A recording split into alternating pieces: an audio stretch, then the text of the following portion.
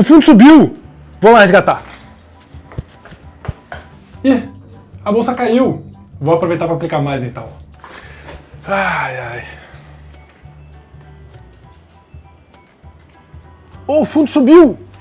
Para! Quem te falou que resgatar quando o fundo sobe e aplicar quando o fundo cai é uma boa estratégia? De onde você tirou isso? Nesse vídeo eu vou te provar que não é assim que se faz investir no fundo de investimento, que essa é uma estratégia ruim e eu vou te ensinar a pensar no seu fundo de investimento. Chega aí.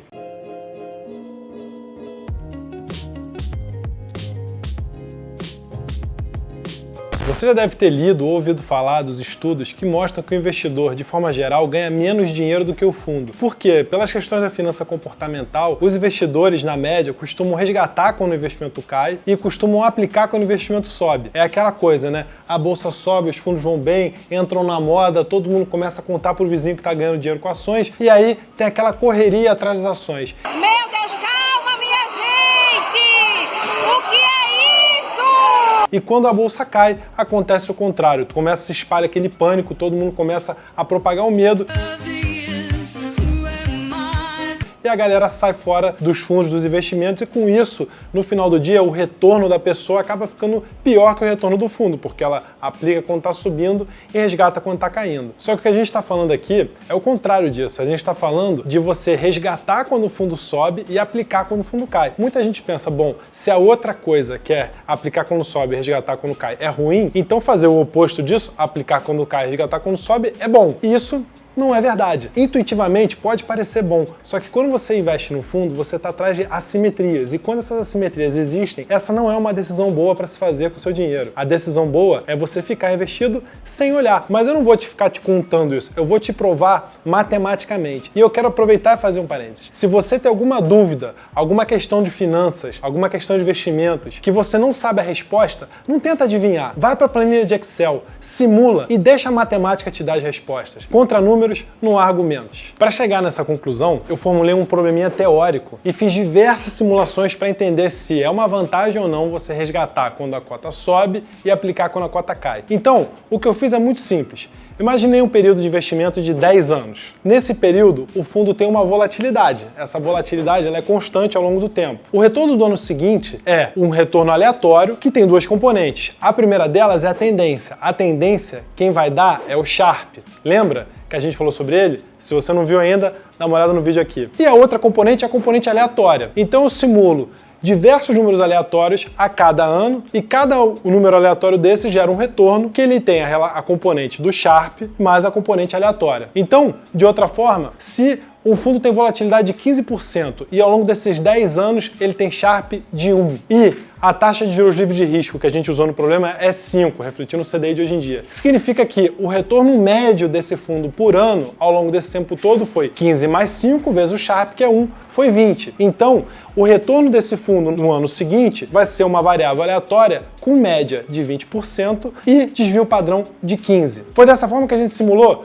400 testes, que é composto por 10 anos de retorno, sendo que cada retorno é um retorno desse que eu te falei. É uma componente aleatória com média e desvio padrão de acordo com o Sharpe e a volatilidade. E dessas 400 simulações, a gente sempre aplicou a seguinte regra. O cara começou com 100 mil reais aplicado. Se a cota subiu, vamos supor 5%, ou seja, ele passou a ter 105 no momento seguinte, ele tirou esses 5 mil reais, voltando a ter 100 mil reais e investiu esses 5 mil reais no CDI, a 5%. Se a cota caiu, ou seja, vamos supor, caiu 10% e foi para 90 mil reais, ele pegou e investiu 10 mil reais de forma a trazer de volta a cota para 100 mil reais e esses 10 mil reais que ele investiu, a gente colocou em cima desses 10 mil reais o custo, e esses 10 mil reais que investiu tiveram um custo de oportunidade de 5%, ou seja, também foi crescendo a 5%. No final do 10º ano, a gente pega cada um desses fluxos de dinheiro que ele gerou ou consumiu, soma os 100 mil reais que ele tem no final do período. Essa é a simulação do cara que está ali tentando operar a cota. E a outra simulação é simplesmente o dinheiro chacoalhando. Então, se no ano subiu 10%, passou a ter de 100 mil 110 mil. Se no ano seguinte caiu 10, ele vai perder lá 11 mil, sei lá, vai para 89 mil e por aí vai. Então, a gente simulou dessas duas formas, com a pessoa operando o fundo, retirando quando sobe e aplicando quando cai,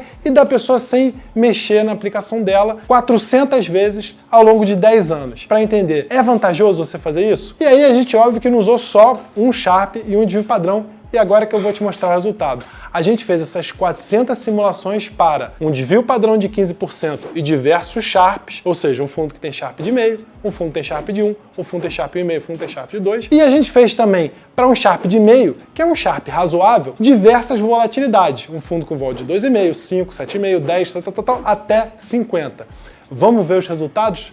Você vai se surpreender. Vou ficar aqui na minha colinha que tem número pra caramba, mas você vai ver bonito aí na tela. Começando pela simulação na qual a gente mantém o Sharp constante em meio, a taxa de juros em 1, e a gente muda a volatilidade do fundo. Olha só, o Sharp é proporcional à volatilidade. Então, quanto maior for a volatilidade, maior vai ser o retorno esperado daquele fundo, né? Por outro lado, quanto maior é a volatilidade, maior é a componente aleatória do retorno também. Então, mais arriscado o fundo é. Intuitivamente, o que você pode esperar de um fundo com muita volatilidade, por mais que ele tenha um Sharp de meio, e isso também dê a ele um retorno bom, é que os retornos, as simulações lá que a gente falou para volatilidade muito alta, vão dar um espectro de retornos bem amplos, né? Vai ter um retorno absurdamente alto e um retorno bem baixo, justamente pela volatilidade. Então, o que a gente vai olhar para analisar se vale a pena fazer essa operação ou não, são duas coisas basicamente: a média dos retornos e a mediana. Por que a gente tem que olhar a média e a mediana? Porque como esse histograma de retornos, pensando lá no fundo com volatilidade muito alta, é muito grande, você vai ter um retorno muito alto e um retorno baixo, que nem aqui na nossa simulação, com volatilidade de 50%, o fundo chega a ter o melhor retorno de 31 milhões de reais, se você saiu de 100 mil para 31 milhões em 10 anos, e o pior, de 1 milhão e 200 negativo, a média fica deslocada. A média fica inflada. Por outro lado, a mediana, que é a ponto a partir do qual você tem 50% ali dos retornos, dá uma sensação um pouco melhor do que é ali um retorno que uma pessoa poderia obter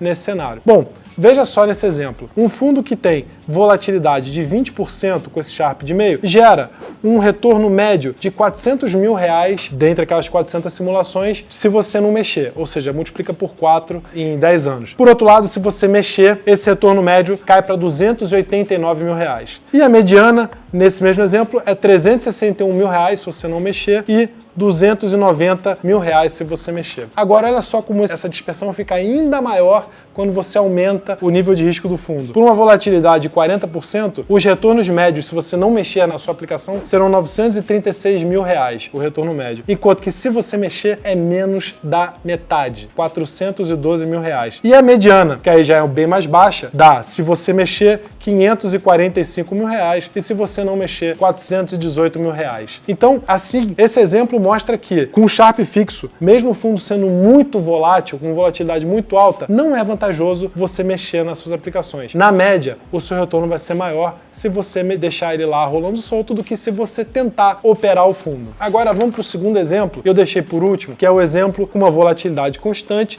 e um Sharp que vai oscilando. Eu deixei esse exemplo por último porque quanto maior for o Sharp, maior é a simetria que esse fundo te gera. Ou seja, maior vai ser o retorno esperado dele para uma mesma volatilidade, que é isso que diz o Sharp. Então melhor esse fundo é. E esse exemplo, intuitivamente, você já deve estar pensando, porra, se no outro era ruim mexer, nesse então que o fundo tem um retorno esperado anual muito mais alto, é muito pior. E você está certo. É uma grande besteira você mexer em aplicação de fundo que tem um Sharp alto. Por exemplo, se o fundo tem um Sharp de uma vez, o retorno médio desse fundo vai ser, em 10 anos, 920 mil reais, com volatilidade de 15% e aquela taxa de juros de 5%. Enquanto que, se você mexer, o retorno médio é 413. Está parecido com a outra simulação, né? Agora, a mediana aqui fica muito mais distante do que no outro exemplo. Olha só, a mediana de um fundo com Sharp de 1, se você não mexer, é 816 mil reais. Enquanto que se você mexer, é 414 mil reais. E se a gente vai para o Sharp de 2, então, que é um fundo espetacular, muito assimétrico, essa discrepância entre o retorno de você deixar lá paradinho e você ficar tentando operar é ainda maior. Veja só, o retorno médio com Sharp de 2, se você não mexer, os 100 mil viram 4 milhões de reais em 10 anos. Do outro lado, se você mexer, 662 mil reais, viram 6 mil. Ou seja, você ganha um sexto do que você ia ganhar, né? Enquanto que a mediana, se você não mexer, é 3 milhões e 700 e se você mexer, é 666 mil reais. Então o que essas simulações nos dizem que é o importante sobre investimento? Captei! Captei vossa mensagem, impalpável guru. O que elas nos dizem é que quando você busca um fundo de investimento, você está buscando um fundo que te gere retornos assimétricos, que ele tenha assimetria, ou seja, que a probabilidade de subir seja maior do que a probabilidade de cair, de que esse retorno tenha um viés positivo, que é a mesma coisa que você faz quando está fazendo stock picking. Você está escolhendo uma carteira de ações com o objetivo de achar ali um portfólio que vai subir com uma probabilidade de cair. Uma vez que essa simetria existe, está lá, não vale a pena você mexer no seu investimento por uma coisa muito simples e elementar, que é a exponencialidade dos retornos, o fato dos retornos serem exponenciais. Então, quando você tem um patrimônio, esse patrimônio ele é remunerado por um retorno e depois esse patrimônio remunerado é remunerado por outro retorno, esse crescimento do patrimônio ele é exponencial. Ao passo que se você toda hora tira a rentabilidade, a tua base para crescer ela é uma base fixa e aí esse crescimento se dá de forma linear ao invés de forma exponencial. Então, quando você tem essa simetria, o que significa dizer que o seu retorno vai crescer exponencialmente, tirar o dinheiro faz com que você perca esse efeito, que é o efeito maravilhoso dos juros compostos. É para isso que existe esse mundo de investimento. É para isso que a gente investe. É para capturar isso. E isso não vale só para fundos. Isso vale para ações também. E foi isso que a gente falou, inclusive, num dos nossos primeiros vídeos sobre o nosso estilo de investimento. É isso que a gente tenta capturar nas empresas. Empresas que vão nos dar retornos exponenciais ao longo de muito tempo, porque é aí que vem a grande porrada. Então, quando você está investindo num fundo, lembre-se, você está buscando isso. Se você não encontra essa simetria no fundo, você deve trocar o fundo atrás de um outro fundo que tenha uma simetria maior. E uma vez que está lá, a melhor estratégia, racionalmente, a se fazer é deixar o dinheiro lá e não encostar nele. Quando que você deve encostar no teu dinheiro? Quando você vai buscar um outro investimento com a simetria melhor, um outro fundo, ou quando você vai trocar de investimento, como por exemplo, não, agora eu tomei a decisão de aumentar minha exposição a imóveis, porque eu tive uma filha, eu tô falando isso porque aconteceu comigo, eu tive uma filha,